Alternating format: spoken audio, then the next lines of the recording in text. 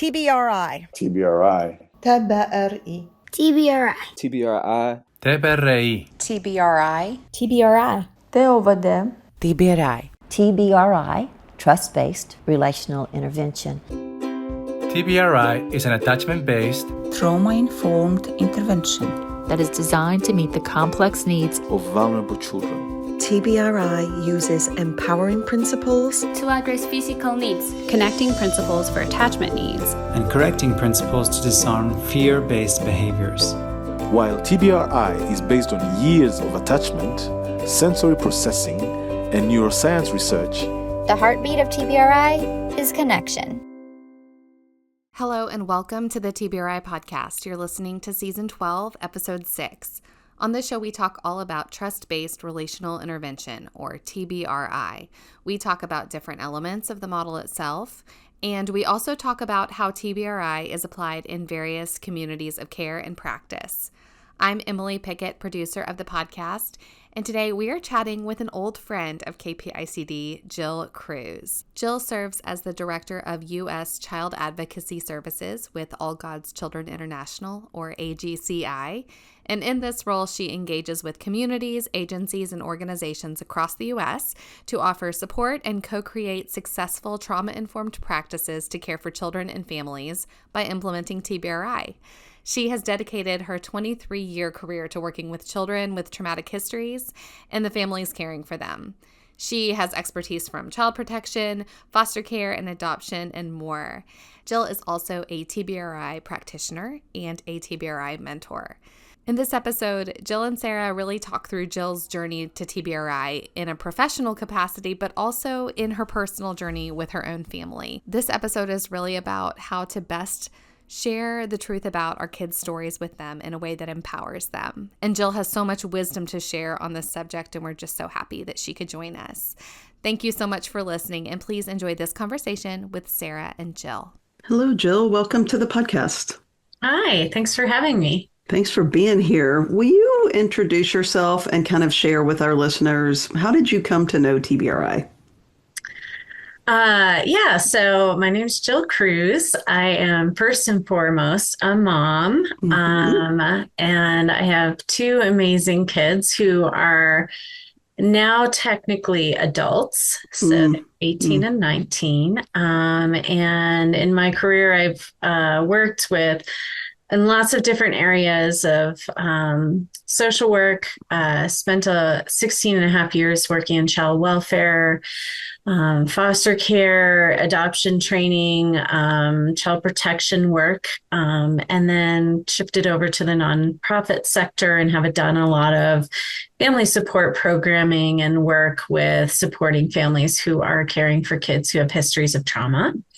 And I currently work in an organization called All God's Children International and do a lot of kind of scaffolding and coaching work with our amazing teams in other countries who are doing direct service work with kids and families. So that's like just a quick overview.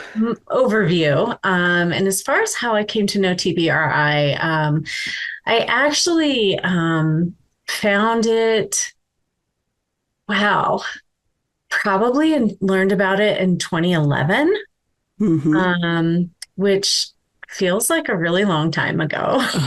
Yes, it was. But I learned about it from a good friend and colleague of mine, Amanda Purvis, and she had experienced what's now called Hope for the Journey, which used to be Empowered to Connect conference, I think. So she had heard about it, gone to one of those, became a practitioner, and then was like, Jill, you need to go to this. And so I learned about it. And when I discovered it, even from like a parent perspective, I was like, oh my gosh, this is it. Like, this is the thing that I've been looking for. This is the thing that so many of the families that I've worked with for so long and other professionals even have been looking for, because there's incredible information out there and theoretical information out there about trauma responsive care. And,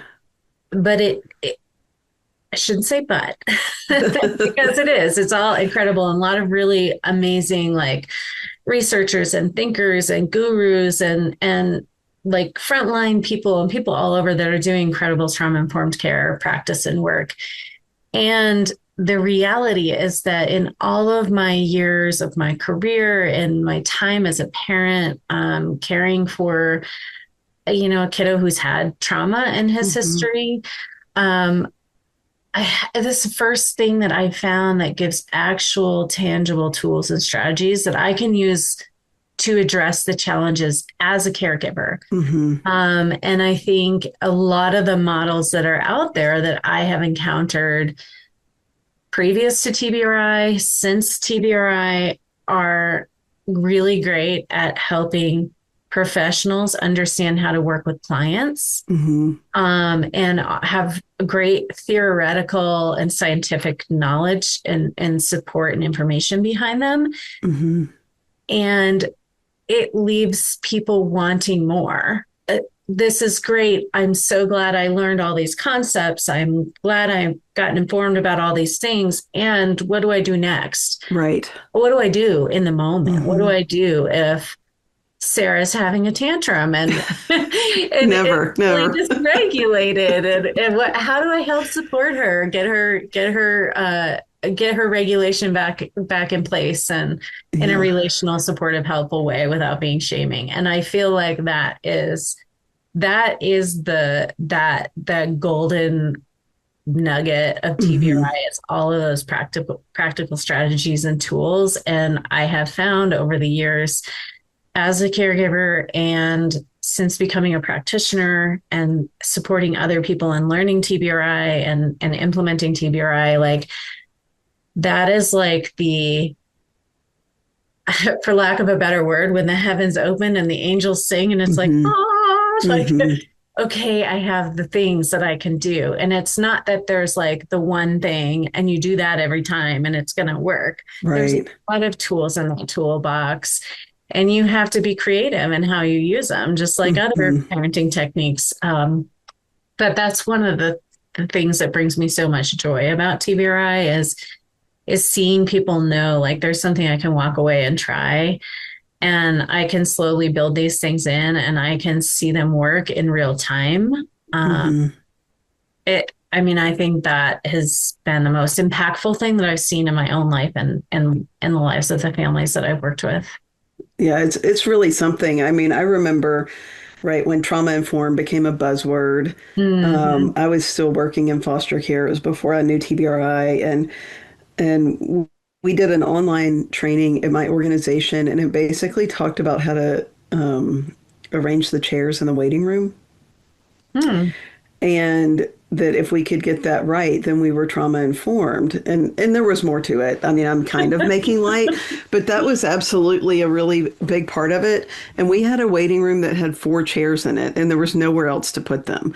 And so I remember thinking like, it's not enough. And then we shifted and went to a different training, and it was like too much, and so I kind of had a similar experience of like, I need some like basics, like break this down into such a way that I can interact with a kid when I don't know how to, because I'm bumping into my history, and it helps me to actually meet a need and not just control the situation. And I feel like I had kind of a similar thing, even though I was initially a TBRI naysayer. That's not a secret, but it was like a fresh set of glasses. It made so much sense too.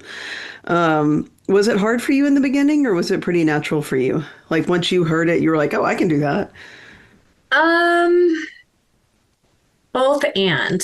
Okay. I mean, I think it depends on the tool. I mean, I think that just because of my own history and how I was raised, there are certain components of it that I think did come naturally, like giving choices and like the life value terms, like being able to like take those, like what, for example, one of the things like with my kids was the are you asking or telling life value term. And that was something that like was so it felt natural because it was kind of this structured like, okay, here's what you do. The expectation is that you ask me permission before you go out and ride your bike. You don't just walk out the door telling me what you're going to do. Right. Because there's there's an expectation of respect and I'm a parent and you need to ask permission for things. And, and that transfers over to other things besides riding the bike. But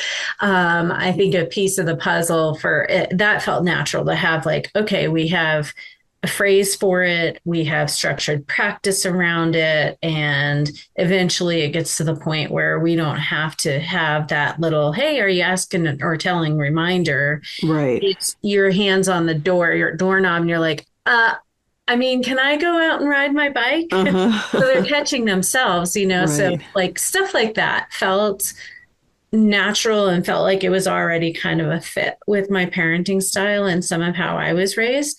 The pieces that maybe didn't come naturally and still don't, because I think we're always kind of trying to navigate our own history. Like it's a journey, right? Navigating our own histories, and depending on what's happening that day, things could be easier or more difficult. But the thing that's been harder for me is being able to stay relational and nurturing and mindful of giving voice and validation when there's tough emotions and embracing that and being okay with that when it's coming from someone else in my family. So whether it's definitely harder like with my kids than with my husband, but whether it's my husband or it's my kids, when they get upset about something and have big feelings about it, my default inclination is to shut that down. Right. And to do the, like, you go away and fix yourself. Right. And calm down and make it so you can be respectful with how you communicate with me. And then I'll listen to you. Like, it's that distancing of like saying, that's too much, because it's not comfortable. And I think that in some ways that's human. Like, it's not fun to be in a high stress, like situation where there's dysregulation and, that kind of thing. But I definitely think that has been a hard thing that I'm continually trying to work on, is like not correcting the emotion, not shutting down the emotion, or, telling my kids either verbally or non-verbally that they shouldn't feel that way. Right. Because every emotion is good and okay. And there's not, so that's about me. And that's about my own level of comfortability based on my history and those kinds of things. So I would say that realm of things has been the hardest. Yeah. Yeah. And I'm still working on that. Same. And this for me, it's, the dismissive attachment style comes through loud and clear. And it's like, and some of it is also like, if you're trying to do something differently than was done with you in your childhood, which is the story for me, is like, I want something different for my kids, and they're having a negative experience, which, by the way, we all have negative experiences. That's life. Like, that is not going to stop. I could be the most perfect parent on the planet, and hard things are going to happen for my kids. Like, that's true, right? And it is not reflective of my parenting. But I get in those moments because I'm trying so hard that it's like, I don't know what to do with your negative feelings, but B, I also like don't want you to have them because I'm trying so hard for you not to, which is actually not really the healthiest thing I could do for my girls. So. Yeah, I think part of that for me too is like, we love our kids so much and we want to protect them from tough stuff. So I think there is a piece of that puzzle where it's like, oh, let me just make it better. Let me just fix it for you. But the reality is that we have to walk into that experience that pain, that struggle with them and validate that feeling before we can ever get to the place of helping them navigate how to help it be better. I actually remember when I became a practitioner, Karen was still alive, and she was presenting multiples of the sessions. And I went up to her because she was talking about, she had in her presentation, she had kind of talked about this idea of like walking into or walking alongside a child in the pain that they're in, and holding that space and honoring the reality of and the truth of those feelings versus just trying to fix them or put them to the side or make it better, but really giving the space to be able to sit with that and experience it. And so I went up to her and I asked her, because my son has a history of trauma in utero and early abandonment as a child from his biological mother. And, as a parent, I always was wanting to protect him from that truth. Like, he was exposed to methamphetamines throughout his mom's entire pregnancy and probably other substances. His mom gave birth to him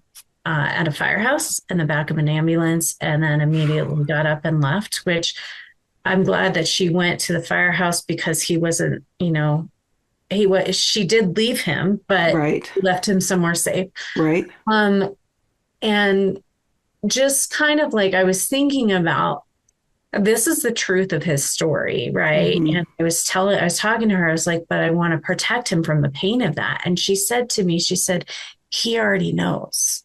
He may not have the language or the words about the story, but he knows it in his being and he knows it in his body, his nervous system, that these traumatic things are part of his story. And we have to be able to give space and time to that and even words to that so that he can acknowledge it and understand it and be able to work through it. But if we just pretend it's not there or sugarcoat it, we're actually making it more difficult for him. And when she told me that, I was like, okay, I can do this, right? And at the time, I think my son was, I don't know, 7 or 8, something like that. And he was at the developmental level where I think he could really understand some of this. And there had been some, things that had kind of come up with like peers that were triggering some like big responses from him that I think that were also related to his the impact that he had to his brain and his body sensory wise and stuff that influenced his responses in these situations. But he didn't have the context about why he had these impacts to his brain and his body. Right. And so my husband and I were like, okay, I think we need to open the door to this conversation. We want him to understand where some of this comes from. And so we tried to put it kind of in the context of his own level of understanding at the time. And we sat down with him and we talked to him about, he's always known his adoption story. He has always known his birth story about where he was born, how he came to be with us. He knows about his story of like where he's born and the being brought to the hospital and that's not news to him. Right. But we hadn't really talked with him about his in utero experience and how that has impacted his life, right, in so many ways. And so we sat him down and we talked about like when he was in his biological mom's tummy, and she did drugs. And do you know what drugs are? And he kind of did, but we kind of explained it a little bit more, what they are and what it does to their brain. And we talked to him about his brain. And we talked about it as like, if you had one of those like squishy Nerf balls, and like if your brain was like I think we actually had a Nerf ball. So when your mom did these drugs, when you were growing in her tummy, it put like holes or dents in your brain, like a Nerf ball would if you like poked a hole or peeled a piece off. And because of that, your brain and your body is different in terms of how it interprets the world and how you respond in different situations. And it's not your fault. It still means you have to work harder in a lot of ways than other people do, and you need support than maybe some of your friends and other people don't need. And it's not your fault. Right. And there's more to that conversation, but essentially what came out of that was his first initial emotional response was like, relief. Breathe. Yeah. It's not my fault. Relief. Because he felt like, I think deep down, he felt like for so long, and I can't remember, he's 19 now. Right. So I can't remember. I'm getting older. My brain's not as good, but I don't remember his exact response, but it was kind of this, like, I don't think he realized. I think he felt like there's something wrong with me. I've done something to, like, why can't I do this? Like, feeling at fault, feeling guilty and shameful that he would have these big reactions, or that he would find himself feeling out of control or getting into trouble or having a really hard time learning compared to his peers and all of that thing. And so the first reaction was relief. And then the second response was anger and sadness toward his mom, that, like, how could she do this? And so then we slept on, and it was really cute the next day. And he's like, so Mom, we're getting ready to go to school. And this next morning, and he's like, so Mom, so just so I'm understanding right, when I was in my mom's tummy, she did some drugs and it poked holes in my brain. And I'm like, yeah, kind of. I mean, for his understanding. Right. Yeah. I'm like, yeah, that's right. And it's not my fault. No, it's not your fault. And I have to work a little harder and I need some help. Absolutely, buddy.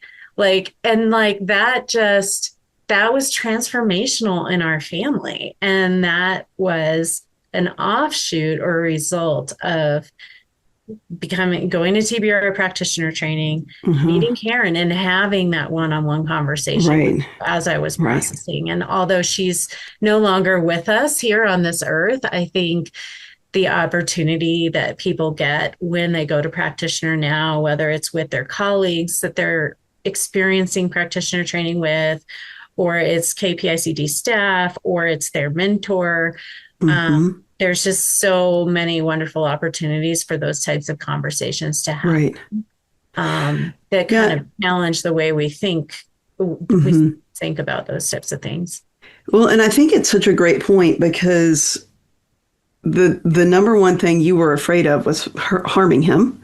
Yeah. And the truth felt harmful, but actually the truth removed shame. Yeah. Right. So that he could move forward, accept the help, try some new things. And I think it's so important and to know that, like, our kids, based on their developmental ages and their developmental levels, and like, you guys are obviously very, very skilled parents. And if you need to seek counseling support for this, you should. But they need to know the truth of what happened to them. Because if they don't, they will write the story, and then we don't get to the space of healing. And so, like, that nugget of truth in a way that he could understand it, literally with the idea of the Nerf ball, or, that squishy, like, what a great way to explain to a 7-year-old who's hurt, right? He knows it. His body knows it. His brain knows it. He feels it in his soul that something's happened. And until he knows the truth, he thinks it's his fault. Right. Yeah. Which is shame, and that he can't control himself. And, I think that our kids having the truth removes the shame, and also it gets them to a space of like, oh, well, I can do things differently. I can try something this way, or maybe I do need some help, or maybe I needed a weighted blanket, or maybe my brain had to keep me safe for so long that it is programmed to do that until I practiced doing things another way, right? Like, and I love the idea of just taking what is living in his body and telling his brain, this is what's going on, right? It's not your fault, buddy. Like, I mean, you're literally hitting all 5 B's when you do that, because obviously that's going to begin to address behavior, right? Because now he has an understanding around why he's doing what he's doing. The biology, right? Like it just all goes and goes and goes and interacts and overflows into what we get as healing. And it all stems from you being willing to address your fear.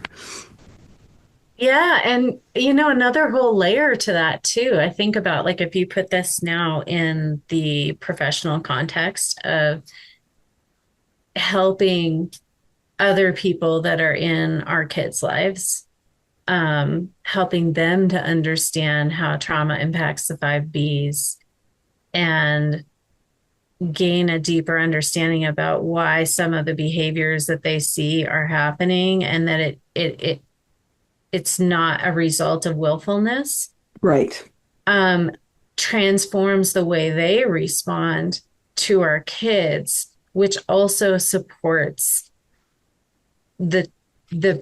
supports or helps them to support and understand the preciousness of these kids, and that it's not shameful. They're not doing things on purpose to try to, like, irritate you or get in trouble or be defiant, right? So shifting that thinking. So, and that was also part of the story along the way, was trying to help to educate, because that was a piece of the puzzle, obviously, helping him understand why he had the struggles he's had, and, like, understand it wasn't his fault. And that would be the truth kind of at our home environment. But then when he was at school, or when he was out in the community, it's very easy for people to quickly label a child based on what they're seeing externally in their behavior, because that may be all they have to go on, right? And then misunderstand, and then respond in a way that's going to reinforce that shame factor. So we couldn't stop at just, okay, this is your story. We want you to understand this isn't your fault. The next step was, like, we really need to have his team, teachers, therapists, social workers, like the people, extended family, right? Like, we had to have his circle, his network, his team also have that same context, not necessarily with all the details, because that's not the business.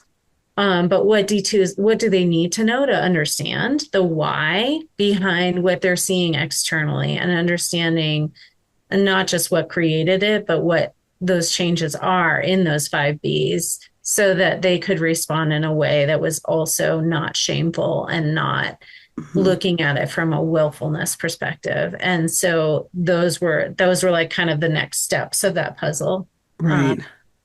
And some people, we couldn't get there. And so we had to make some changes. Like, we made some school changes because we couldn't get his initial school that he was in at the time, we couldn't cross that bridge. So to make a different choice.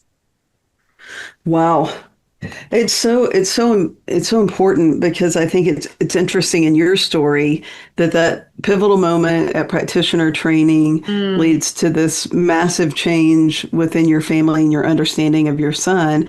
And then you have to be willing to see it and believe it, and then try it, which sounds scary, right? I mean, that conversation to me sounds really scary. Like, you're going into terrifying. This. Yeah, like, oh my gosh, I'm about to tell my child that his brain is different.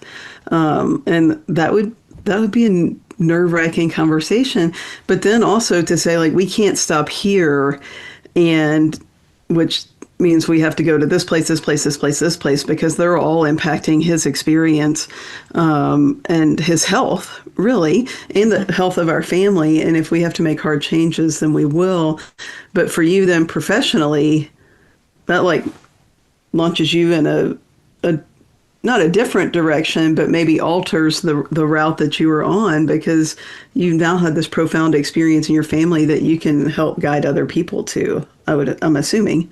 Yeah. Oh, yeah, absolutely. Another kind of example, like quick example of that is before I even learned anything about TBRI, when my son was in, one of his big challenges is sensory processing. He's a crasher bumper, big time seeker, a lot of challenges with proprioception, understanding gentle and rough is not a thing. It's all the same in his experience, and so we kind of started to discover that when he was like preschool, kindergarten. So this was before I learned about TBRI.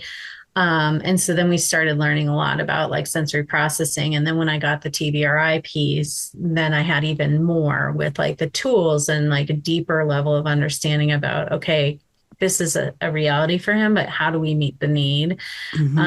And so that is something that I think what really like, I'm so grateful for him in so many ways. Obviously, I love him. He's an incredible kid.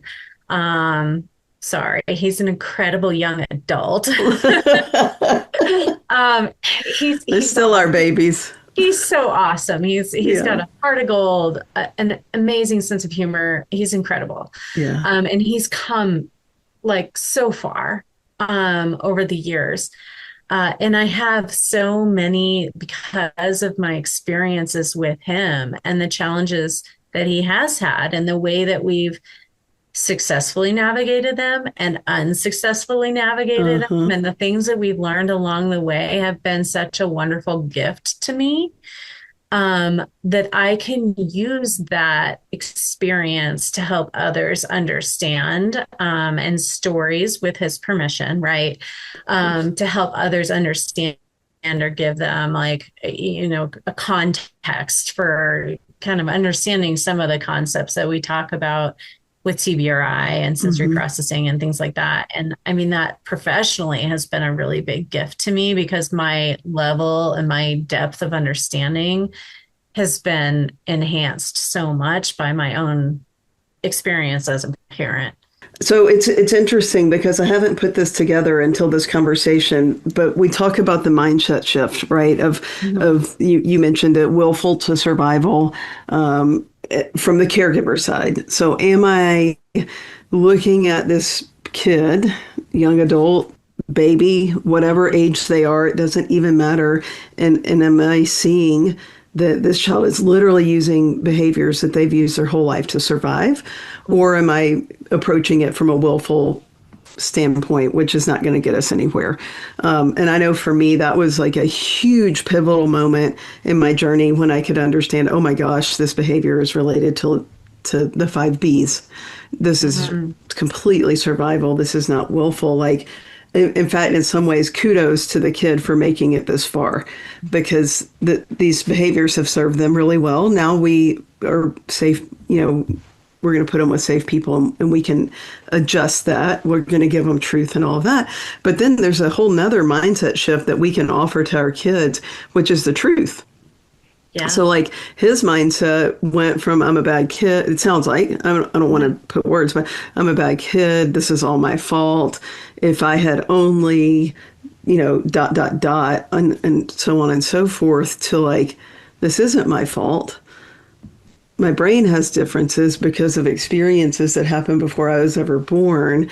And I need this, and this in order to function properly, which is a whole nother mindset shift that we can give our kids that completely impacts their belief system, with a decent dose of courage from us, right? Like, yeah. And I think it's just a really fascinating thing to think about. How do we do the thing we're afraid of because it's the best thing we can do for our kids? And the mindfulness piece really plays heavily into that. It's really fascinating.